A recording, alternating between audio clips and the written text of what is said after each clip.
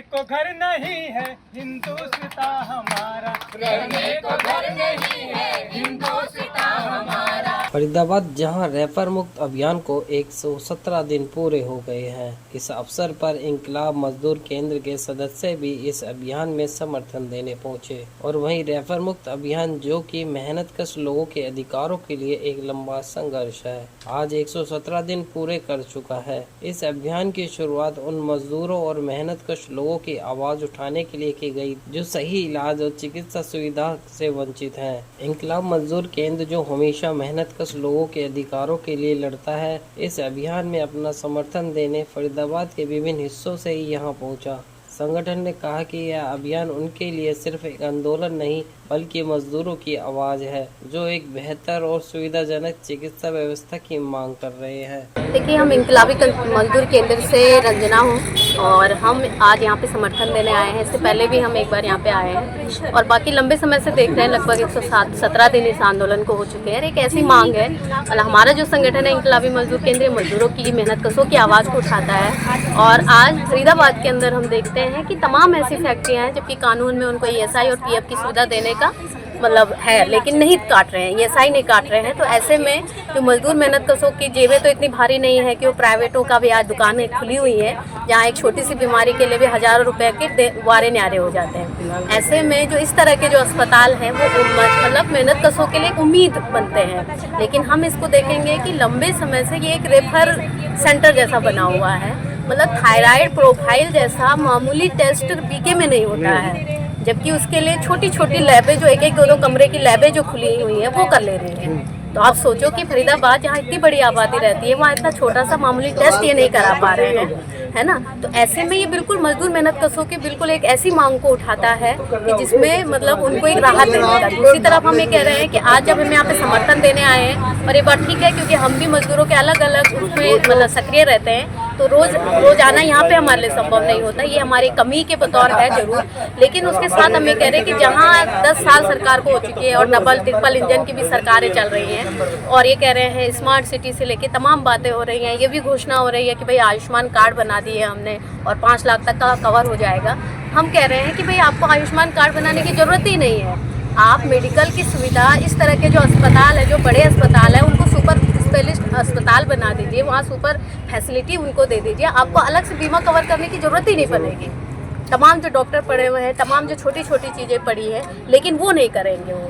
लेकिन ये कहेंगे कि हम बीमा दे रहे हैं, 5 लाख का बीमा दे रहे हैं और उस 5 लाख की बीमा की भी हकीकत ये है कि आप खाली टेस्ट कराने जाओ कि मुझे पेट दर्द है या सर दर्द है, पता चला कि उन्होंने ये टेस्ट लिख दिया, वो टेस्ट लिख दिया, 1-2 लाख तो खाली टेस्टों में मतलब अस्पताल वसूल ले रहे हैं। तो प्राइवेट अस्पतालों के लिए वो 5 लाख का बीमा भी आज के समय में पैसा कमाने का मोटा जरिया बन गया है। तो ऐसे में हमारे पास क्या रास्ता बनता है कि भाई जो शिक्षा स्वास्थ्य के जो मुद्दे हैं वो सरकार अपने हाथों में ले, लेकिन आज हम देखेंगे कि स्वास्थ्य को भी और शिक्षा को भी मतलब क्या कहते हैं निजीकरण की तरफ धकेल दिया है और बाकी फैक्ट्रियों के हालात तो हम देख ही रहे हैं। तो ये एक बिल्कुल मेहनतकशों की मांग बनती है और हम इसके समर्थन में खड़े हैं और आगे भी खड़े रहेंगे।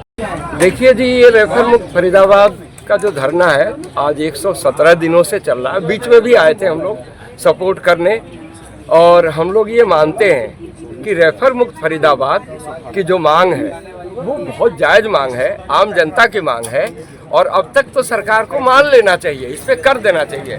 सरकार जो तरीके अपना रही है कि हम ये बजट पास कर रहे हैं, ये कर रहे हैं, काम ज़मीन पे जब तक नहीं होता तब तक हमें लगता है कि सरकार की जो जुमले की तरीके हैं सरकार के, उसलिए भरोसा कम बनता है। हाँ, ये मांग इतनी जायज़ है कि इसके लिए शहर के तमाम लोग यहाँ आते हैं, हम भी देखते रहते हैं, हम जब भी आते हैं। आज भी इंकलाबी मजदूर केंद्र से जो संभव हो सकता है गीत गाए हम लोग इनके समर्थन में, आगे आकर सपोर्ट करते रहे हैं और आगे भी करेंगे हम, क्योंकि ये फरीदाबाद औद्योगिक नगरी है और औद्योगिक नगरी मजदूरों के कंधे पे टिकी हुई है। गरीबों के पसीने से इसमें जो है बिल्डिंगें, सड़कें, हॉस्पिटल सब चल रहे हैं। इसलिए हम मजदूरों का संगठन है तो हम मांग करते हैं कि इस लड़ाई को जब तक सतीश जी उठाए हुए हैं, चल रहे हैं, हम इनके साथ हैं। आगे भी ज़रूरत बनेगी तो हम लोग इस लड़ाई में भागीदारी करते रहेंगे। इंकलाबी मजदूर के इनके साथ है। देखिए, अभी भी हमारे यहाँ के ICU फंक्शनल नहीं हुए।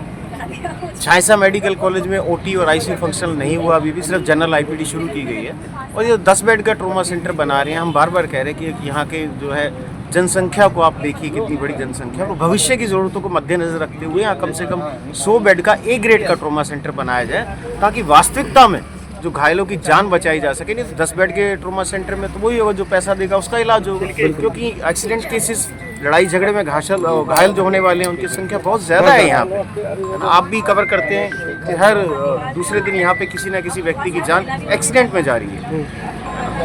तो बहुत दुखद परिस्थिति है, उसके ऊपर सरकार संज्ञान तो ले रही है, पर पूरी तरीके से जो होनी चाहिए ज़मीन पे कार्रवाई वो नहीं हो रही। सुपर स्पेशलिस्ट डॉक्टर का अभाव बना हुआ है, जैसे गैस्ट्रो का नहीं है, नेफ्रो नहीं है, स्पाइन का नहीं है, वेनोलॉजिस्ट नहीं है, यूरोलॉजिस्ट नहीं है, न्यूरोलॉजिस्ट भी नहीं है। पहले न्यूरोलॉजिस्ट थे वो भी चले गए। यानी किसी को अगर क्या बोलते हैं उसको, दौरे पड़ने की शिकायत बच्चों में जो आम है, मेरी छोटी छोटी चीज़ों के लिए भी दिल्ली भेज दिया जाता है। पूरे लोकसभा क्षेत्र के अंदर एक भी टीबी यूनिट इन्होंने ऐसी नहीं बना रखी जिसमें 24 घंटे डॉक्टर हो, आईसीयू हो, ऑक्सीजन की सुविधा हो। यहाँ तक कि हमारे बीके के अंदर जो टीबी वार्ड बना रखा था उसमें ऑक्सीजन की सुविधा तक नहीं है। बर्न वार्ड सिर्फ 3 बेड का बना रखा है। क्या 3 व्यक्तियों को ही जरूरत पड़ती है क्या फरीदाबाद में, है ना? तो ज़रूरतों के मद्देनजर आप उन सुविधाओं का विस्तार करें। जो 200 बेड का प्रस्तावित आपका है मातृ शिशु का, उसको जल्द से जल्द ज़मीन पे लाने का प्रयास करें। और जो अधिकारी जिनकी लापरवाही की वजह से ये कई चीज़ें हैं जो ज़मीन पे कई वर्षों से नहीं उतर पाई हैं, उनके खिलाफ कार्रवाई करें। नहीं तो आपकी जो अब आपने घोषणा की है ना, वो भी 5 साल में ज़मीन पे नहीं उतर पाएंगी। यहाँ के अधिकारी कई ऐसे जो काम करना ही नहीं चाहते, क्योंकि भ्रष्टाचार में लिप्त हैं।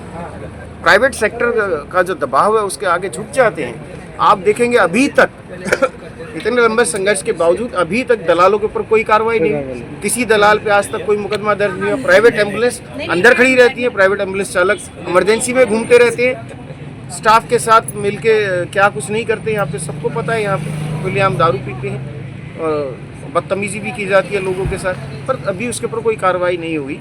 तो इसके बारे में हम डीसी साहब को दोबारा लेटर लिखेंगे। कम से कम ये जो दलाल हैं इनके ऊपर तो सर्वप्रथम कार्रवाई करें। सुविधाएं तो धीरे धीरे आप बढ़ाएंगे जो भी है, पर इसको तो कम से कम तुरंत प्रभाव से रोका जाए। दलालों के जो अंदर आवागमन है, आप देखिएगा मोर्चरी के अंदर प्राइवेट एम्बुलेंस वाले जाके पोस्टमार्टम में हाथ बटा रहे, ये हमें सूचना मिली।